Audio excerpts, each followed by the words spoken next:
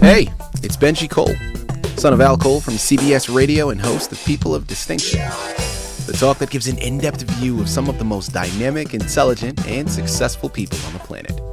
Run to our website, peopleofdistinction.org for more info, or you can always email me directly at benji@alcoleenterprises.com.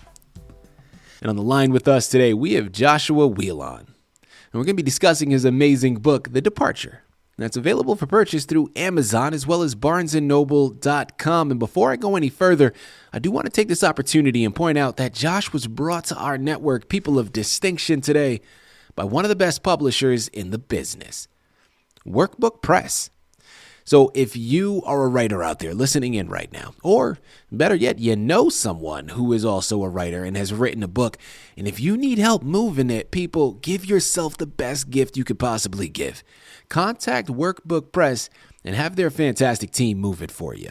I'm telling you, they're one of the best in the business to do it, and you cannot go wrong. Head on over to workbookpress.com today and see what they can do for you. And listen, it is an absolute pleasure to have Josh here on the line. Now, the moment you head on over to his Amazon, Barnes & Noble pages, you start to do research on his book, The Departure, you understand what we're discussing today, or at least just the surface level, okay? Because we're only going to scratch the surface. You're going to need to head on over to Amazon and Barnes & Noble and purchase your own copies. But it's a fictional sci-fi action-packed novel with a little bit of thriller thrown in there as well, just for safe measure. And people, this book is something you're going to want to get lost in, okay? It's really something that the entertainment level is just to the nth degree. So you know you're not going to be able to put it down, okay? It's a nonstop page turner.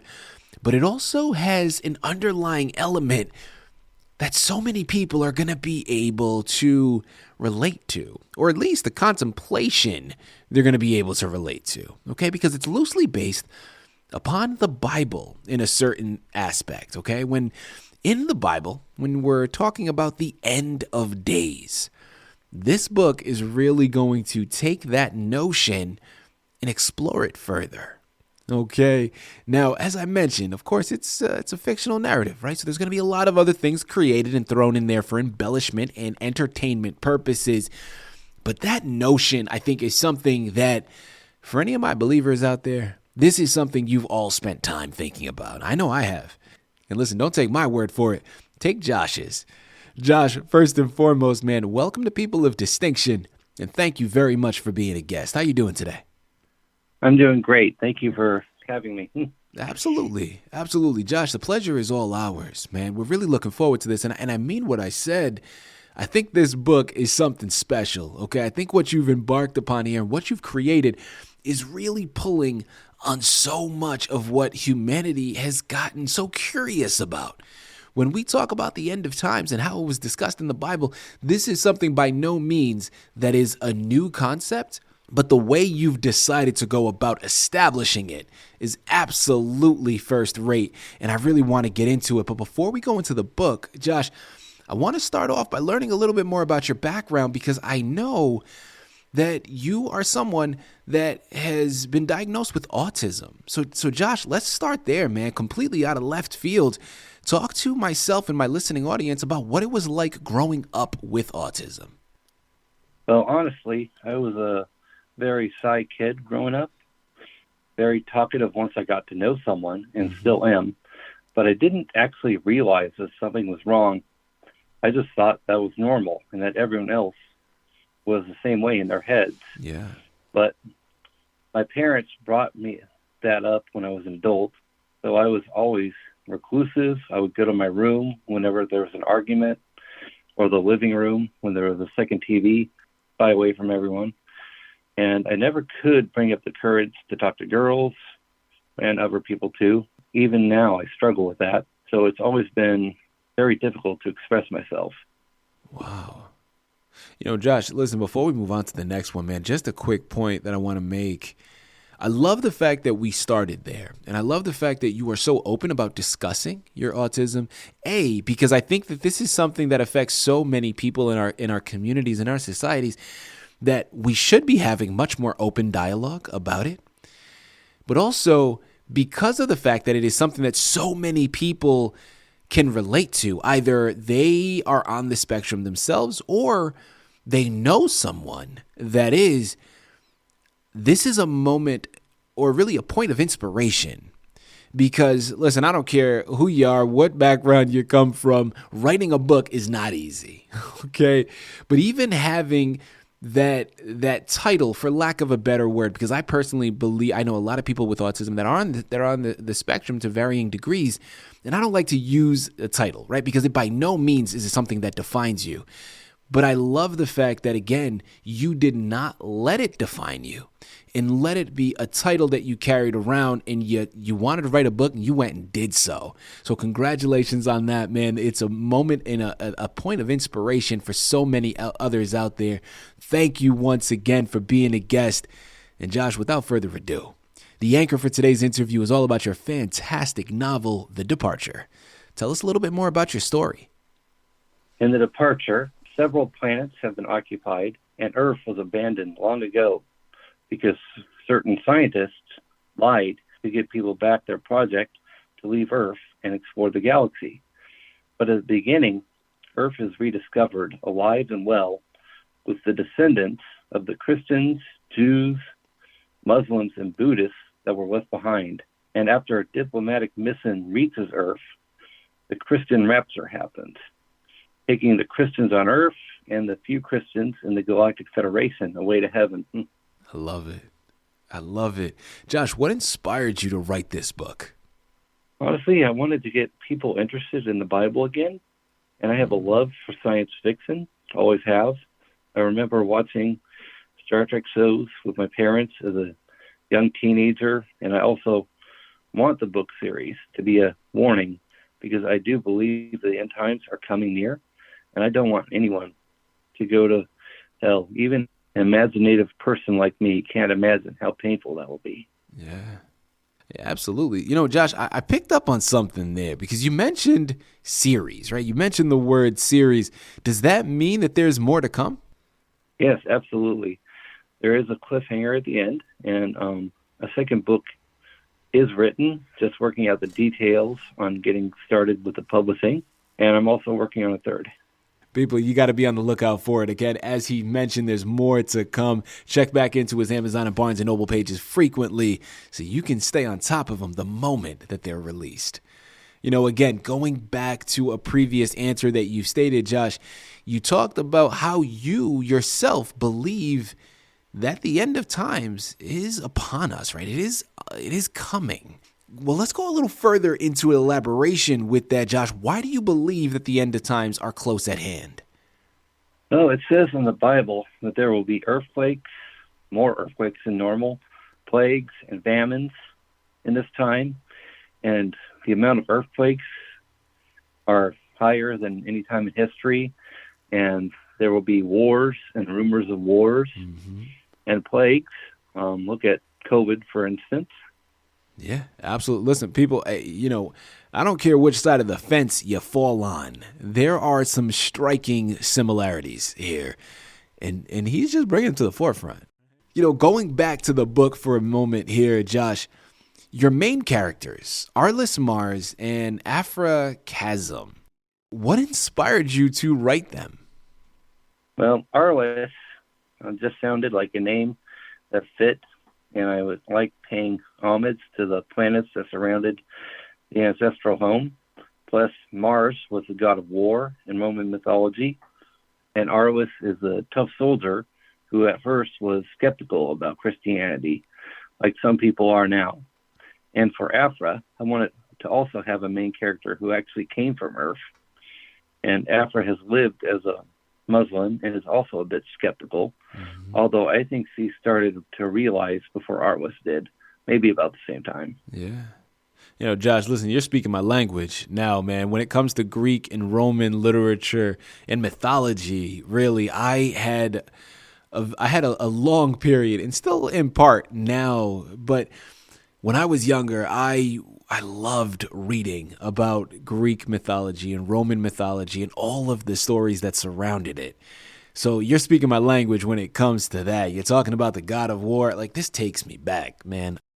Going back to when we were talking about the series, right, and other books that you plan on writing, how many books do you plan on creating? I think that the third one will be it for the current series, but I do have other stories and series that I plan on working on, including possibly a prequel that I've been toying around with. A prequel? Let's stop right there for a second. Can you tell us a little bit more about that? I mean, the rapture and tribulation period will not happen until everyone on Earth has had a chance to hear the gospel, and the prequel will be missionaries looking for a planet between the Galactic Federation and Earth that contains a lost ship of Earth's citizens. They plan on witnessing to them, but they face obstacles, including a language barrier. Mm-hmm. Aside from this narrative, Josh, what other plans do you have in mind? Well, I'm keeping most of them mostly to myself at this point. One project in particular, I want to remain in my head until I am fully ready to reveal it. But it's going to be awesome. Absolutely. Listen, people, he's a smart man. Okay. As I said before, you got to figure it out for yourself. Amazon, Barnes & Noble. The book we're discussing today is called The Departure. You got to head on over there, get lost in this journey, but check back in frequently because there's more on the horizon. And Josh is just being very smart about not releasing any of that. So you got to get lost in it. Check back in frequently to get the rest of them the moment they become available. As we start to close out of here, Josh, last couple of questions, man. You fought against your own fears to become a published author. And, listen, I'll commend you, from the standpoint of, being diagnosed with autism and fighting through that and writing, but also just, again, as I stated, just writing a book in general, man, is so much work. For the younger generations, for new writers that are out there listening to this interview right now, Josh, what are some words of wisdom that you would like to tell them to hopefully inspire them on their journey? To not stop reaching for your goals. I would have maybe been here 10 or 15 years ago or more if I had not let fear get in the way. The worst that can happen is people could say no, but that is only a maybe. If you don't try, then it's a definite no. Absolutely. It reminds me of that old adage that I live my life by, people. You miss 100% of the shots you don't take. And like what he's saying, I get it, right? For the sake of the interview, an oversimplification is what's necessary right now. But I get it. Putting yourself out there takes courage, it takes bravery, and it takes being comfortable, being vulnerable. Because nobody likes to be rejected, right? Especially if it's your art.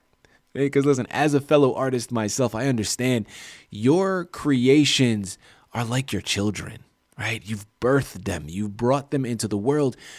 And it's difficult to put them in harm's way, potentially, where other people may criticize or put you down.